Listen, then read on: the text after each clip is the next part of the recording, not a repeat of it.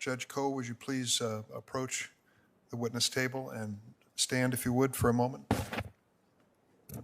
Please raise your right hand. Do you affirm the testimony you're about to give will be the truth, the whole truth, and nothing but the truth, so help you God? Thank you very much. Let the record reflect that the witness answered in the affirmative. Judge Koh, the floor is yours. Good morning. Thank you so much to Chairman Durbin and Ranking Member Grassley for holding this hearing and giving me the honor of being able to participate in this hearing. I would like to thank President Biden for the honor of this nomination and to thank both Senators Feinstein and Senator Padilla for their support for this nomination and also for their very generous and kind introductions. I have with me today, and I'd like to introduce, my husband is Mariano Florentino Cuellar. He is sitting behind me with our daughter Ria and our son Mateo. My mother Unsa Koh is here, as well as my brother. My father passed away, but the two brothers he loved so much are here, Segon and Ugon Koh. My aunt Bangshil Koh is here, my cousin Jenny is here, and my cousin-in-law Diana Sen Ortega are here. There are so many other family members, friends, courtroom deputies, law clerks, externs who wanted to be here today, but they are joining us online, and I'd like to thank them for their support. So thank you again for inviting me to participate today, and I look forward to answering your questions. Thank you very much, Judge Koh. You are no stranger to the committee. You've been here before and have answered questions as asked.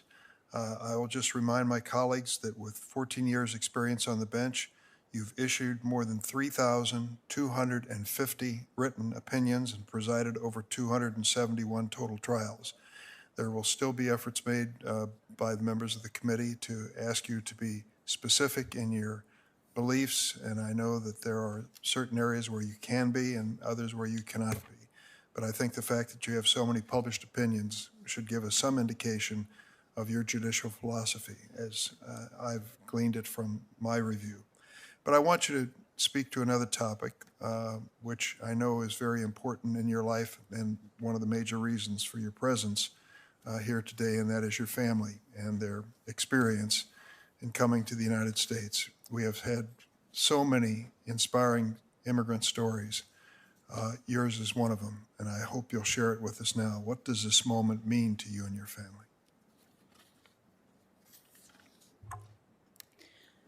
So I'm sad that my father is not able to be here today because he is the first one to immigrate to the United States, and he would have loved this moment. He loved this country. He studied every single president of the United States. He dragged us around every time to see every single presidential library. He stood in the rain to watch when presidents passed away to see their funeral processions.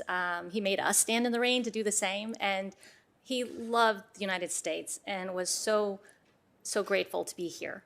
My mother is kind of one of my heroes because she grew up in North Korea, and in 1946, in the spring, she decided that she wanted to go to South Korea, where her father was working for the South Korean government. And so she and her uncles basically escaped. It was illegal to leave North Korea. The 38th parallel had been established in August the year before, but it was porous. It was not enforced. So she and her uncles, she was about 10 at the time, walked for 2 weeks to come to South Korea, to freedom in South Korea.